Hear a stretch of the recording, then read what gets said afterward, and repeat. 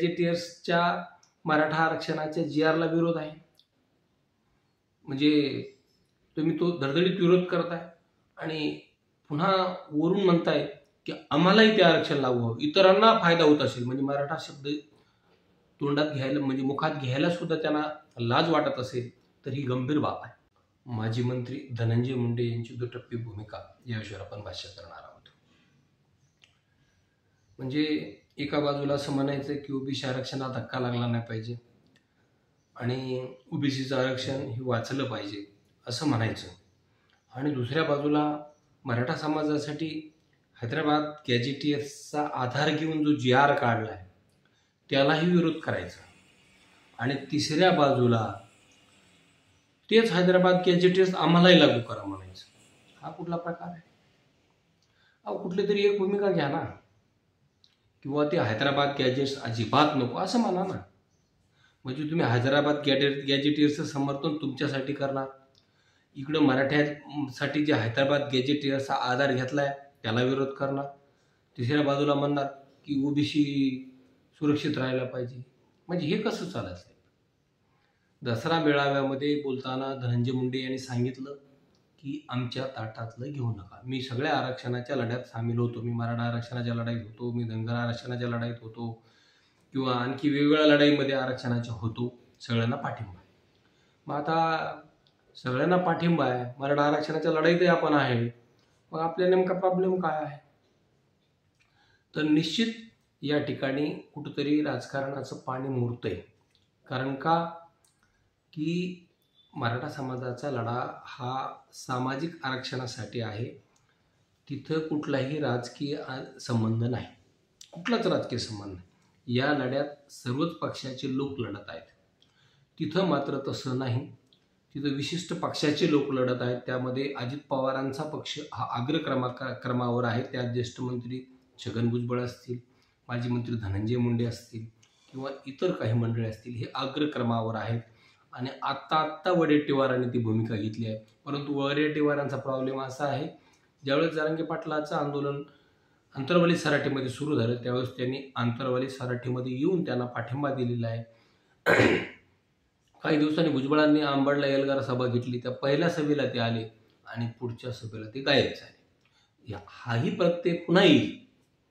आणि वास्तविकता वडेट्टीवारांची भूमिका म्हणजे काँग्रेसची भूमिका आहे असं जरांगे पाटलांनी सुद्धा सांगितलं, कारण त्यांच्या मेळाव्याला फार मोजकेच लोक होते हे यावरून दिसून येईल.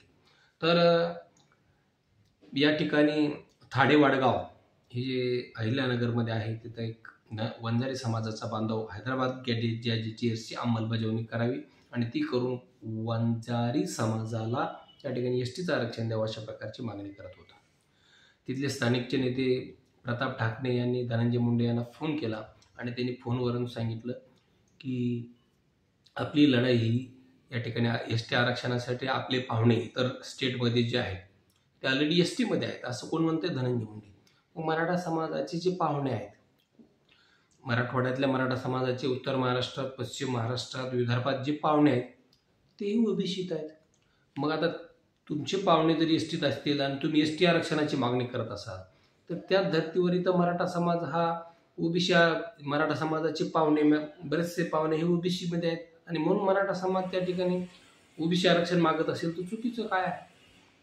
दुसरा मुद्दा तुमचा हैदराबाद गॅजेटियर्सच्या मराठा आरक्षणाच्या GRला विरोध आहे. म्हणजे तुम्ही तो धडधडीत विरोध करताय आणि पुन्हा वरून म्हणताय की आम्हालाही ते आरक्षण लागू हवं, इतरांना फायदा होत असेल. म्हणजे मराठा शब्द तोंडात घ्यायला म्हणजे मुखात घ्यायला सुद्धा त्यांना लाज वाटत असेल तर ही गंभीर बाब आहे.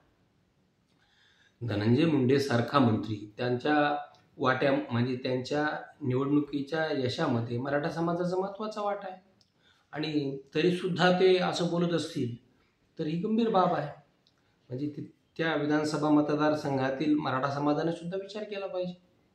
पण आता धनंजय मुंडे यांचा प्रभाव किती जिल्ह्यामध्ये आहे किंवा किती मतदारसंघामध्ये आहे? तर हे गोपीनाथ मुंडे साहेबांचं वलय आहे. धनंजय मुंडे यांचं कर्तृत्व काहीच नाही. हे आयत्या पिठावर गोट्या मारण्याचं काम त्या ठिकाणी करत आहेत आणि फक्त जातीसाठी कार्ड खेळणं, राजकारणासाठी कार्ड खेळण्याचा प्रकार त्यांचा सुरू आहे. आणि वरून ते सांगतात जर आमच्या 2% आरक्षणाला कोणी विरोध करत असेल तर आम्ही तुम्हाला टक्क्यात ठेवणार नाही. म्हणजे मराठा समाजाला त्यांनी ओपन चॅलेंज केलेलं आहे की टक्क्यात ठेवणार नाही. आता टक्क्यात ठेवणार नाही म्हणजे काय, याचा अर्थ कळाला नाही. आणि टक्क्यात ठेवणार नाही याची परिणती भुजबळांच्या ओबीसी एल्गार सभेच्या इंदापूरमध्ये आलेली आहे. प्रकाश अण्णा शेंडेंनी जाहीर केलं की 2018च्या मराठा आरक्षणाचं पेकाट आम्ही मोडलं. याचिकाकर्ता कमलाकर तराडे, तो ॲडव्होकेट धुळे पाटील आणि मंगेश सासानी त्याचे 2 वकील. आणि आम्ही म्हणजे त्यांनी मराठा आरक्षणाच्या 50%च्या वरच्या आरक्षणाला सुद्धा विरोध केला भुजबळांनी. ही त्यावरून तर सिद्ध होत आहे. आणि अशी दबक्या आवाजात चर्चा आहे की समता परिषदेने पैसा पुरवल्याची चर्चा राज्यभर सुरू आहे. आणि आता हेच वाक्य धनंजय मुंडे बोलत असतील तर यावरून कुठंतरी भुजबळ आणि मुंडे यांचं साठलोट आहे हे निश्चित आहे. आणि आता 17 तारखेला हा मेळावा होतोय बीडमध्ये समता परिषदेचा. आता समता परिषद नाव समता आहे परंतु विषमता पसरवण्याचं काम ती करत आहे. भुजबळांचे लाभार्थी जे लोक आहेत त्यात माळे समाजाचे सगळे नाही, फक्त लाभार्थी हे या समता परिषदेचे कार्यकर्ते आहेत. आणि या मेळाव्याला धनंजय मुंडे जाणार आहे. ठीक आहे, तर मेळाव्याला कोणी काय जायचं तो ज्याचा त्याचा प्रश्न. परंतु तुम्ही दुटप्पी भूमिका का घेता? एका बाजूला तुम्ही हैदराबाद गॅजेटियर्सचा विरोध करता आणि दुसऱ्या बाजूला म्हणता की आम्हाला हैदराबाद गॅजेटियर्सची अंमलबजावणी करा. हा कुठला प्रकार आहे? तर हे निश्चित हे सगळं राजकीय ढोंग आहे. यांच्या राजकीय कार्यकर्ते अडचणीत आले आहेत. भगवानगडाच्या दसरा मेळाव्यामध्ये धनंजय मुंडे यांनी बोलून दाखवलं मी फक्त साधा आमदार आहे, म्हणजे मंत्रिपदाची खंत त्यांनी बोलून दाखवली. आणि भुजबळांनी तर अनेक वेळा बोलून दाखवली होती.